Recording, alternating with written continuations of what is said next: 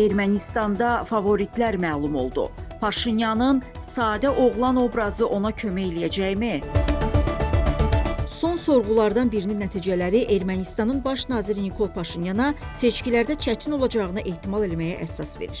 Bu siyasi kampaniya 2026-cı il iyunun 7-sində keçiriləcək. Empirika Beynəlxalq Tədqiqat və Konsaltinq şirkətinin sorğusuna əsasən Rusiya vətəndaşı hazırda İrəvanda ev dustağı, erməni milyarder, güclü Ermənistan partiyasının başçısı Samvel Karapetyan az fərqlə də olsa öndədir. Empirika iqtisadiyyat və sosial elmlər sahəsində tanınmış müstəqil tədqiqat Konsaltinq İnstitutudur. 1990-cı ildə Almaniyada təsis edilib. Baş ofisi Bonda yerləşir. Onun bir sıra ölkələrdə ofisləri mövcuddur. Kenyada, Nairobidə, Ermənistanda, İrəvanda fəaliyyət göstərir. Növbəti dövrdə iki namizəddən hansının baş nazir olmasını istəyirsiniz sualına cavabda respondentlərin 35%-i Samvel Karapetyanı, 34% isə Nikol Paşinyanı seçib. İrəvanda isə nəticələr belə olub. Sorğu iştirakçılarının 49%-i Karapetyanı, yalnız 24%-i Paşinyanı dəstəkləyib.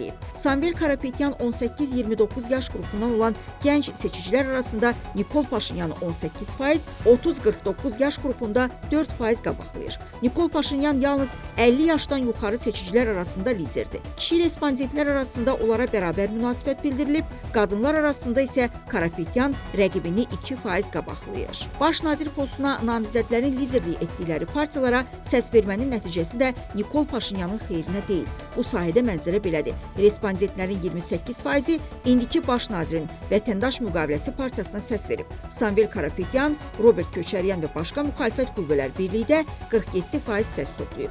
Müxalifət baş nazir postuna vahid namizəd olaraq Samvel Karapetyanı irəli sürür. Müşahidəçilər hesab edirlər ki, bu kimi sorğuların nəticələrinə əsasən son aylarda Nikol Paşinyan davamlı olaraq seçicilərinin dəstəyini itirir. Buna səbəb olaraq baş nazirin verdiyi vədlərə əməl eləməməsi, təhlükəsizlik məsələlərinə ciddi yanaşmaması, içməli su təchizatı problemləri, bahalıq və müharibə təhlükəsinin güclənməsi göstərilir. Ancaq o da sir deyil ki, Paşinyanın liderliyi nəticəsində Ermənistanda müharibə ehtimalı azalıb.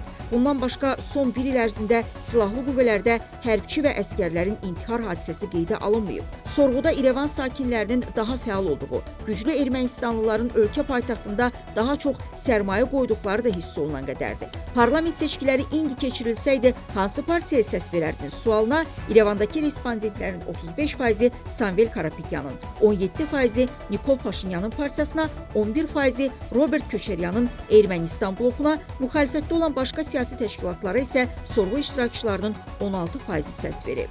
Ölkə paytaxtında rəyi soruşulanların 64%-i Azərbaycan tərəfindən müharibənin yenidən başlama ehtimalından çox narahat olduğunu qeyd edib, daha 24%-i isə müəyyən dərəcədə narahat olduğunu, 11%-i isə qismən və ya heç narahat olmadığını bildirib. Habelə İrəvanda sorğu iştirakçılarının 64%-ində müharibə qorxusu da yüksəkdir. 53%-i çox narahatdır, 32%-i müəyyən dərəcədə narahatdır və yalnız 14%-i narahat deyil.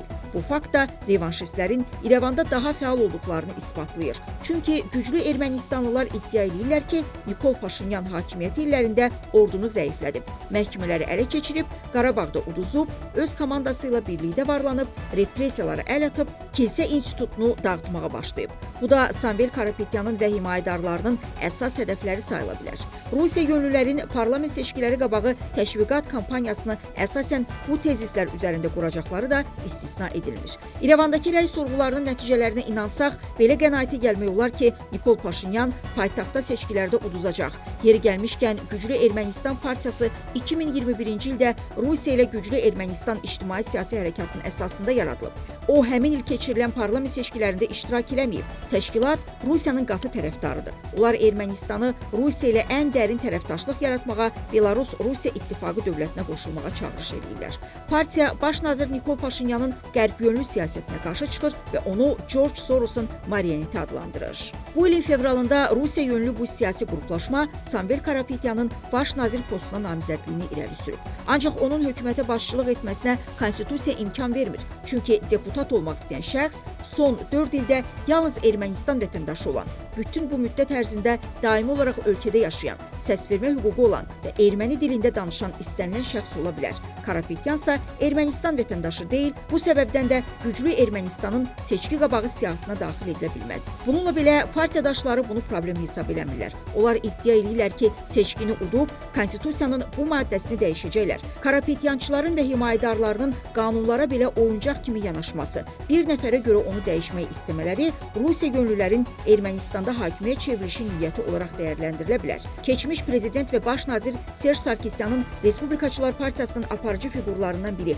Artak Zakaryan bildirib ki, Ermənistanın hər bir vətəndaşına seçkilərdən əvvəl birlik və küçə mübarizəsi lazımdır. O bununla ölkə vətəndaşlarını ixtişaşa, küçə mübarizəsinə, etimadsızlığa səsləyib. Belə qənaətə gəlmək olar ki, Nikol Paşinyanın uduzması üçün indidən sorğu adı altında hazırlanmış ictimai rəyi formalaşdırırlar. Düzdür, onun hökumətə başçılıq edib eləməyəcəyi Ermənistan cəmiyyətinin problemidir. Ancaq bir məsələ realdır ki, samvelçilər ölkəni Rusiyaya doğru sürükləməklə forpostluğu bərpa eləməyə, dərinləşdirməyə çalışırlar. Bu həm də Qarabağ kimi Cənubi Qafqaza və Azərbaycana təzyiq etmək alətindən məhrum edilmiş Rusiyaya yenidən yarınmaq cəhdidir. Sorğulara görə hələ ki Paşinyan uduzur. Onun nəticələri reallaşsa, Ermənistan və erməni cəmiyyəti məğlub, məyus vəziyyətə düşər. Sədrəddin İsmailov, Leyla Mehdi qızı, Rinat Qurbanov, Report.